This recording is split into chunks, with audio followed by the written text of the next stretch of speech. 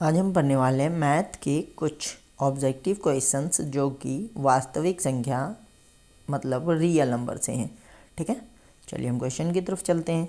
सहआवाज संख्या, सबसे पहले क्वेश्चन में क्या दिया हुआ, सहआवाज संख्या का महत्तम समापवर्तक क्या होता है। सहआवाज संख्या का महत्तम समापवर्तक 1 होता है।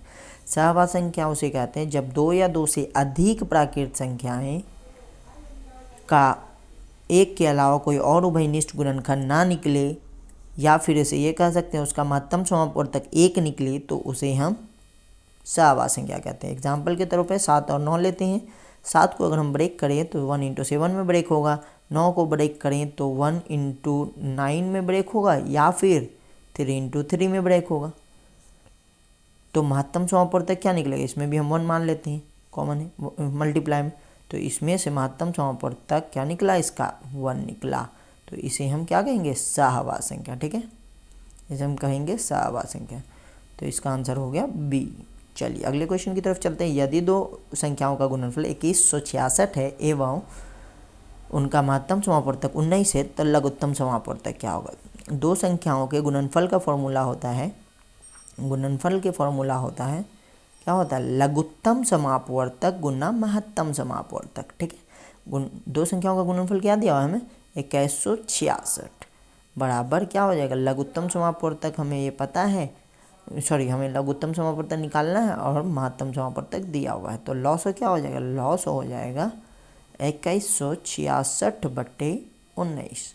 जब हम 19 से कट करेंगे, 19 से कम 19 बच गया कितना, 2, दैट इज 26। 19 से कम 19, फिर 19 चौके 36, ये 114 बार में कैंसिल होगा। ठीक है, चलिए अगले क्वेश्चन की तरफ चलिए, इसका आंसर हो गया सी। चलिए अगले क्वेश्चन की तरफ चलते हैं। यदि 3 नंबर में क्या दिया हुआ है, यदि ए बराबर इतना और बी बराबर इतना, तो लघुत्तम समापवर्तक क्या होगा। ए बराबर दिया हुआ है 2 पर पावर 3 गुना 3 गुना 5। क्या हम इसे लिख सकते हैं 3 पे पावर 1 और 5 पे पावर 1 लिख सकते हैं। बी बराबर दिया हुआ है 2 पे पावर 4 गुना 3 पे पावर 0 लिख सकते हैं, क्योंकि इसका वैल्यू तो 1 हो जाएगा, कोई फ़र्क नहीं पड़ेगा, गुना 5 पे पावर 1 लिख सकते हैं, गुना 7 पे पावर 1। ठीक है, अब हमें पूछा है लघुत्तम लघुत्तम समापवर्तक पूछा है। तो लघुत्तम समापवर्तक के लिए हम सबसे मैक्सिमम पावर वाला दोनों से कॉमन लेते हैं। ठीक है, इस पर हम 3 है, इस पर 7 नहीं है, तो 7 पे पावर हम इसमें 0 लिख देंगे समझने के तौर पे। ठीक है, 7 पे पावर 0 लिख लेंगे। अब हम देखेंगे कि इन दोनों में से सबसे ज़्यादा पावर वाला कौन है। सबसे 2 पे पावर 4 है, और आपका यहाँ पे 3 पे पावर 1 है, इसमें 5 पे पावर 1 है, दोनों में तो कोई भी एक ले लेंगे। और इसमें से 7 पे पावर 0 है और इसमें 7 पे पावर 1 है, तो 7 पे पावर 1 लेंगे मैक्सिमम पावर वाला। अब इसका लॉस निकल जाएगा 2 पे पावर 4 गुना 3 पे पावर 1 इंटू 5 पे पावर 1 इंटू 7 पे पावर 1। ठीक है, ये क्या हो जाएगा 2 पे पावर 4 गुना 3 गुना 5 गुना 7। जब 2 पे पावर 4 कितना हो गया, 16 गुना 3 गुना 5 15 गुना 7। 16 गुना 15 होता है 240, क्योंकि 15 गुना 15 225 होगा, प्लस 15 कर देंगे तो 240 गुना 7 कितना हो जाएगा। जब हम 7 चौके 28, 28 के 8, 28 के 8 और 7 दूनी 14 तो 16, 1680। ठीक है, इसका आंसर हो गया आपका डी, इसका आंसर हो गया डी। चलिए अगले क्वेश्चन की तरफ चलते हैं। क्या दिया हुआ 4 नंबर में, यदि m एक धनात्मक पूर्णांक है, m पॉजिटिव नंबर है, तो धनात्मक विषम पूर्णांक का रूप क्या होगा।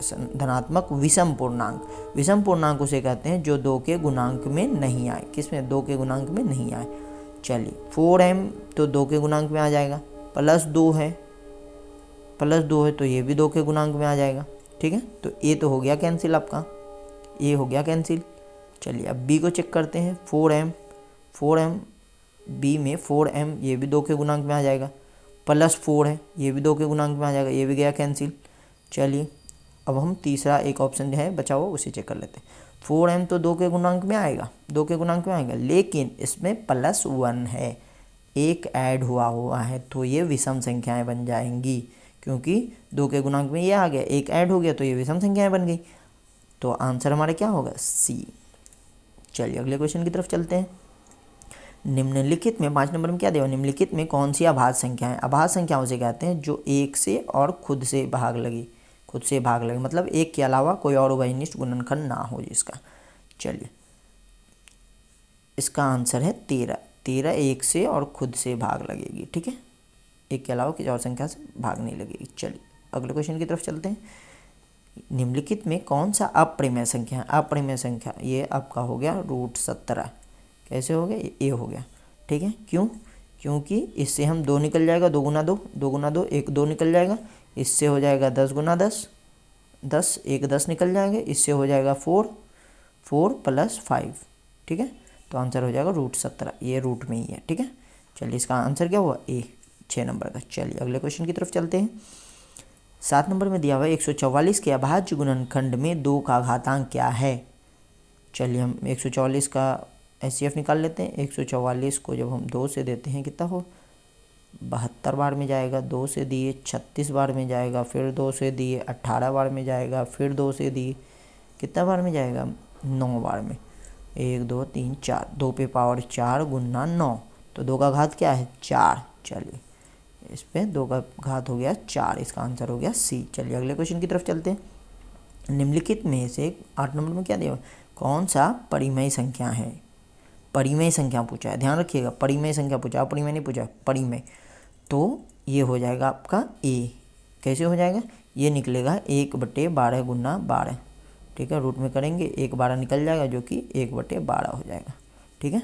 चलिए ये हो गया परिमेय संख्या, इसका आंसर है A 8 का। चलिए अगले क्वेश्चन की तरफ चलते हैं। निम्नलिखित में से कौन सा अभाज्य संख्या है? अभाज्य संख्या उसे कहते हैं जो एक से ही भाग लगे और खुद से भाग लगे। तो इस पे हमारा हो गया 41, 41 खुद से ही भाग लगेगा और एक से भाग लगेगा, तो इसका आंसर हो गया 41 अभाज्य संख्या है। चलिए अगले क्वेश्चन की तरफ चलते हैं। 10 नंबर में दिया हुआ निम्नलिखित में से किसका दशमलव प्रसार अशांत है? जो अशांत के लिए हम चेक करते हैं जो 2 के गुणांक और 5 के गुणांक में ना टूटे, जो 2 और 5 में पूरे तरीके से विभाज्य ना हो, उसे हम, जो 2 के पावर और 5 के पावर में ना टूटे, उसे हम शांत कहते हैं। तो इन दोनों के पावर में अगर ये टूट गया तो शांत होगा और नहीं टूटेगा तो अशांत होगा, ठीक है। तो हम चेक कर लेते हैं। 50 को चेक करते हैं तो ये 5 से तो क्लियर दिख रहा है, 5 × 50 होता है, ये टूट जाएगा, ये इसका खेला ख़त्म है। 1602 गुना 8 16 हो जाता है, ये 2 में टूट जाएगा, ये भी क्लियर है। ये 25 गुना 25 होता है 625, ठीक है, ये भी 5 से टूट जाएगा, ठीक है, तो इसका भी खेला ख़त्म है। आपके पास ऑप्शन बचता है 243 नीचे बटे, क्योंकि 243 को ब्रेक करेंगे तो ये 3 से टूटेगा, ठीक है, 3 गुना 27, ठीक है। चलिए अगले क्वेश्चन की तरफ चलते हैं। ये हो गया इसका आंसर B। चलिए 11 नंबर क्वेश्चन दिया है, एक अशून्य परिमेय और एक परिमेय संख्या का गुणनफल क्या होगा? इसका गुणनफल होगा हमेशा अपरिमेय। एग्जाम्पल के तौर पे आपको समझाते हैं। एक अशून्य परिमेय ले लेते हैं, परिमेय संख्या 2 ले लेते हैं, ठीक है, गुना एक अपरिमेय ले लेते हैं पाई, तो क्या हो जाएगा 2 पाई। ये क्या है? ये भी अपरिमेय है, अपरिमेय संख्या बन जाएगी, ठीक है। फिर आप ले लेते हैं, सपोज आपको ले लेते हैं √2 गुना 2 ले लेते हैं, तो क्या हो गया 2√2 हो गया, ये भी अपरिमेय है, ठीक है। तो समझ में आएगा, हमेशा अपरिमेय होगा मल्टीप्लिकेशन, ठीक है। तो इसका आंसर हो गया B 11 का। चलिए अगले क्वेश्चन की तरफ चलते हैं। 45 और 60, 45, 60 का महत्तम समापवर्तक क्या होगा पूछा है। 45 को ब्रेक करेंगे 15 गुना 3, इसको ब्रेक करेंगे 60 को 15 गुना 4, इसका HCF क्या हो गया? महत्तम समापवर्तक 15 हुआ इसमें कॉमन। चलिए इसका आंसर क्या हो गया? 15। चलिए D। चलिए अगले क्वेश्चन की तरफ चलते हैं। π/3, 13 नंबर में क्या पूछा है? ये अपरिमेय है, क्यों है? पाई, 4 पाई, π/2 या फिर 2 पाई, ऐसे कोई भी संख्या है जो पाई के मल्टीप्लिकेशन में हो वो अपरिमेय संख्या होती है, ठीक है। चलिए अगले क्वेश्चन की तरफ चलते हैं। यदि 14 नंबर में दिया हुआ, यदि फंक्शन ऑफ x की वैल्यू दी हुई इतना और f1 का मान क्या होगा, मतलब x बराबर अगर 1 रखेंगे तो क्या होगा। x बराबर 1 रख देते हैं, 1 का क्यूब माइनस 5 × 1 का स्क्वायर प्लस 2 × 1 + 2, ये क्या हो गया 1 - 5 + 2 + 2, दैट इज़ हो गया 1 - 5 + 2 + 2, जो कि 5 माइनस 5 इज इक्वल टू 0। क्या हो गया आंसर इसका? इसका आंसर हो गया 0, 14 का ए नंबर, 14 का ए। चलिए अगले क्वेश्चन की तरफ चलते हैं। 15 नंबर में दिया क्या है, 0.7 बार किसके बराबर होगा, वाट। एक्स मान लेते हैं, एक्स बराबर दिया हुआ है 0.7 बार, ठीक है। इसको हम लिख सकते हैं 0.777 डॉट डॉट डॉट डॉट, ठीक है। एक्स का वैल्यू क्या हो गया, 0.777 डॉट डॉट, मतलब डॉट डॉट आगे तक है। अब हम जब हम x को मान लिए 0.77 डॉट डॉट, तो 10x हम मल्टीप्लाई करते हैं 10 से इसी संख्या पे, तो हो जाएगा, ये क्या हो जाएगा 7.77 डॉट डॉट, ये हो जाएगा। क्या हम इसको लिख सकते हैं 7 प्लस 0.7 बार, या फिर 7 प्लस 0.777 डॉट डॉट, ठीक है। तो हमारा क्या हो जाएगा, 10x बराबर हो जाएगा 7 प्लस 0.77 डॉट डॉट। तो हम इसको 7 प्लस इसके वैल्यू की जगह x लिख सकते हैं, क्योंकि हमने x माना था इसे, ठीक है। तो हमारा हो जाएगा ये x इधर माइनस इस साइड आकर के माइनस में हो जाएगा।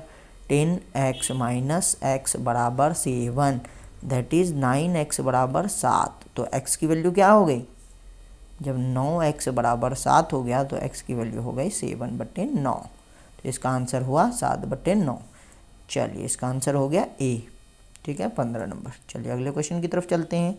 8 पर पावर 0 इंटू 2 पर पावर 0 का वैल्यू क्या होगा। किसी भी संख्या पे पावर अगर 0 रहे तो उसका वैल्यू 1 हो जाता है, ठीक है। तो 8 पे पावर 0 का वैल्यू क्या हो गया, 1 हो गया। 2 पे पावर 0 का वैल्यू भी 1 हो गया, तो 1 इंटू 1 कितना हो गया, 1 हो गया।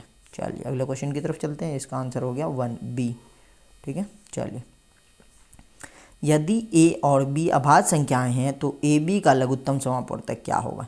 ये हमेशा AB होगा, मल्टीप्लिकेशन में होगा। अभाज्य संख्याओं का लघुत्तम समापवर्तक किसमें होगा, गुणनफल में होगा, गुणांक में होगा, ठीक है। दोनों संख्या मल्टीप्लाई हो जाएंगी। चलिए चेक कर लेते हैं कैसे। तो अभाज्य संख्याएं मान लेते हैं, अभाज्य संख्याएं हैं हमारा 5 और 7, ठीक है। इन दोनों का हम एलसीएम निकालते हैं। ये 1 से देते हैं 5 और 7, तो फाइनली क्या होगा 5 गुना 7। दूसरा भी संख्या चेक कर लेते हैं, आपको कन्फ्यूजन है तो 5 गुना 7 मल्टीप्लिकेशन में है, देख लीजिए।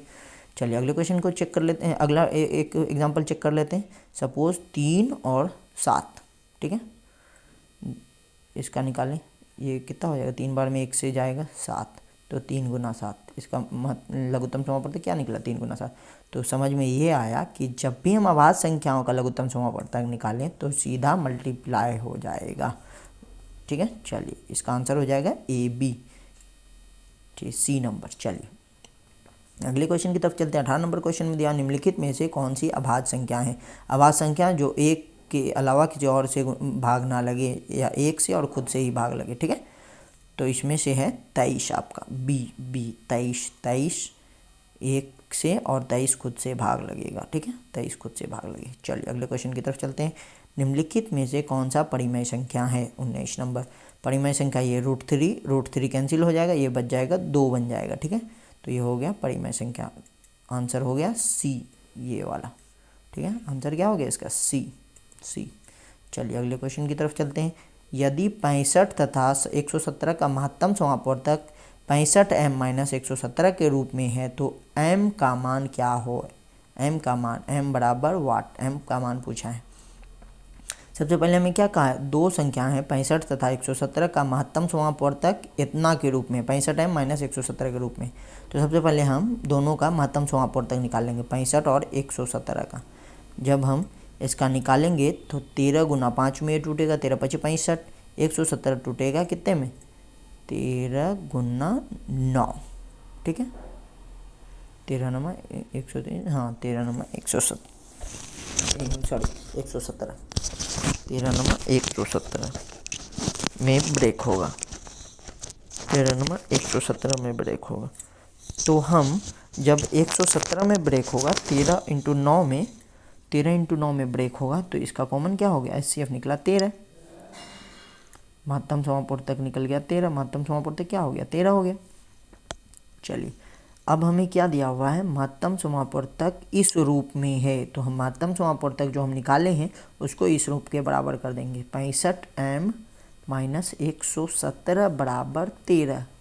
ठीक है, तो 65m, ये 117 उधर जाके प्लस में हो जाएगा। 65m बराबर क्या हो जाएगा, 117 + 13, जो कि होकर जाता है 130। ठीक है, 65m अगर 130 के बराबर हो गया तो 2 बार में कट गया 65 गुना, तो m बराबर 2 हो जाएगा। आंसर m का मान क्या निकला, 2। ठीक है, इसका आंसर हो गया B। चलिए अगले क्वेश्चन की तरफ चलते हैं। 21 नंबर क्वेश्चन में पूछा है 2, 10 और 20 का लघुत्तम समापवर्तक और महत्तम समापवर्तक का अनुपात क्या होगा। ठीक है, पहले 2, 10 और 20 का लघुत्तम समापवर्तक निकालते हैं। 2 एकम 2, 2 पंचे 10, 2 दाहीं 20। फिर 5 से देते हैं, 1 का 1 रह जाएगा, 5 एकम 5, 5 दूनी 10, कितना निकल गया, 2 गुना 5 गुना 2, दैट इज 20 निकला इसका लघुत्तम समापवर्तक। अब हम महत्तम समापवर्तक, तो कॉमन सबसे छोटा कौन है, 2 है, तो 2 का गुणांक सब में है, तो सबसे इसका महत्तम समापवर्तक क्या हो गया, मौ निकल गया, मौ हो गया 2, 2 हो गया। और लघुत्तम समापवर्तक क्या दिया, लघुत्तम समापवर्तक दिया है 20 हो गया। लघुत्तम समापवर्तक अभी हमने निकाला, तो हमें बोला है लघुत्तम समापवर्तक अनुपात महत्तम समापवर्तक निकालना, मतलब 20:2, जो कि कट जाएगा, दैट इज 10:1 हो जाएगा। चलिए इसका आंसर हो गया B। ठीक है, 10:1। चलिए 22 नंबर दिया, सबसे छोटी भाज्य संख्या और सबसे छोटी अभाज्य संख्या का महत्तम समापवर्तक कितना होगा। सबसे छोटी भाज्य संख्या उसे कहते हैं जो एक के अलावा किसी और से भाग ना लगे, उसे हम भाज्य संख्या कहते हैं। भाज्य संख्या उसे कहते हैं जो 2 से अधिक संख्याओं से विभाज्य, जो 2 संख्याओं से अधिक संख्याओं से विभाज्य, उसे हम भाज्य संख्याएं कहते हैं। ठीक है, और सबसे छोटी अभाज्य संख्या, तो भाज्य संख्या सबसे छोटी होती है 4, क्योंकि ये 1 से भी लग जाएगी भाग, 2 से भी लग जाएगी और 4 से लग जाएगी। ये 2 से अधिक संख्या से भाग लगती है, तो ये हो गई आपका भाज्य संख्या 4 सबसे छोटी। और सबसे छोटी अभाज्य संख्या होती है 2, क्योंकि ये 1 से और 2 खुद से ही भाग लगती हैं। ठीक है, तो अभाज्य संख्या हो गई 2 और ये हो गया 4। इन दोनों का पूछा है महत्तम समापवर्तक, मतलब 4 और 2 का महत्तम समापवर्तक क्या हो जाएगा, 2 हो जाएगा। ठीक है, चलिए अगले क्वेश्चन की तरफ चलते हैं। इसका आंसर हो गया B इसका। चलिए अगले क्वेश्चन की तरफ चलते हैं। 23 नंबर, 2 लगातार संख्याओं का महत्तम समापवर्तक क्या होगा। 2 लगातार संख्याओं का महत्तम समापवर्तक, कोई भी 2 लगातार संख्या ले लीजिए, 3 और 4 ले लेते हैं सपोज। इसका महत्तम समापवर्तक पूछा है, 3 को ब्रेक करेंगे 1 × 3 में, 4 को ब्रेक करेंगे 2 × 1 में, × 1 इसमें भी कॉमन है, समझ लीजिए, तो इसका महत्तम समापवर्तक हमेशा 1 होगा। ठीक है, कोई भी लगातार संख्याओं का महत्तम समापवर्तक, 2 लगातार संख्याओं का महत्तम समापवर्तक 1 होगा। चलिए अगले क्वेश्चन की तरफ चलते हैं। 24 नंबर में पूछा 5005 के कितने अभाज्य गुणनखंड हैं। 5005 को जब हम अभाज्य गुणनखंड निकालते हैं, 5 से देते हैं तो कितना होगा, 1001। उसके बाद हम कितने से देंगे, 7 से देते हैं सपोज, तो 7 एकम 7 बच गया 3, 7 चौके 28, 7 चौके 28 और 7 बच गया 21। हाँ, 7 21।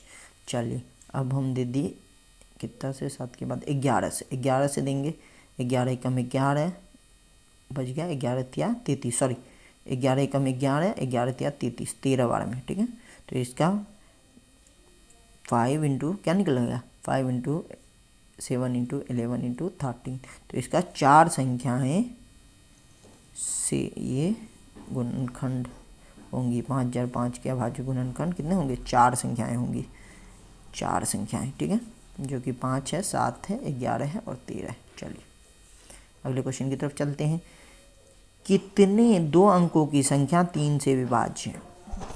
ये एक्चुअली AP का क्वेश्चन है। 2 अंकों की कितनी संख्याएं 3 से विभाज्य हैं। 2 अंकों की सबसे छोटी संख्याएं क्या होती हैं, 2 अंकों की सबसे छोटी संख्याएं होती हैं 11। ठीक है, और सबसे बड़ी संख्या 99। इन दोनों के बीच में पूछा है 3 से मल्टीप्लाई होने वाली संख्या, जो 3 से विभाज्य हो जाए, भाग लग जाए पूरी तरीके से, वो कौन कौन सी है। तो सबसे पहली संख्या जो 3 से भाग लगेगी वो होगी 12। ठीक है, और आखिरी संख्या 99। 12 और 99 के बीच में पूछा है कि ये कितनी संख्या होंगी 2 अंकों की जो 3 से विभाज्य हो जाए। तो सबसे पहला हम मान लेंगे a बराबर 12, ठीक है, a 12 है। d हमें दिया हुआ है सार्वंतर 3 का गैप है, मतलब 3 से विभाज्य होने वाली है तो 3 के गुणनखंड में है, तो 3 हमें d पता है। और अंतिमवा पद an हमें पता है, जो कि दिया हुआ है, कितना दिया हुआ है 99, क्योंकि हमें कहा है 3 अंक की सबसे बड़ी संख्या, 2 अंकों की सबसे बड़ी संख्या हो गई 99। तो हमें ये पता है, हमें निकालना है n की वैल्यू क्या होंगी, मतलब कितनी संख्या होंगी। तो हम an का फॉर्मूला लगा देंगे। an बराबर होता है a plus n minus 1 into D. an का बराबर हमें दिया हुआ 99 बराबर a का value 12 plus n minus 1 into D का वैल्यू 3, ठीक है। तो 99 बराबर कितना हो गया 12 प्लस n माइनस 1 इंटू 3, ठीक है। तो 99 बराबर कितना हो गया 12 प्लस 3n माइनस 3। 12 में 3 गया, 9 बचा, 9 प्लस 3n, तो 3n और इधर 99, तो 99 माइनस 9 बराबर 3n, ठीक है। तो ये हो गया 90, ये हो गया आपका 90 बराबर 3n, 30 या 90, 30। तो n की वैल्यू क्या निकल गई 30 संख्याएं। 3 अंकों की 30 संख्या होंगी जो 3 से विभाज्य होंगी। 2 अंकों की 30 संख्याएं, कितनी संख्याएं 30 संख्याएं, 30 संख्याएं जो 3 से विभाज्य होंगी, ठीक है। चलिए, थैंक यू।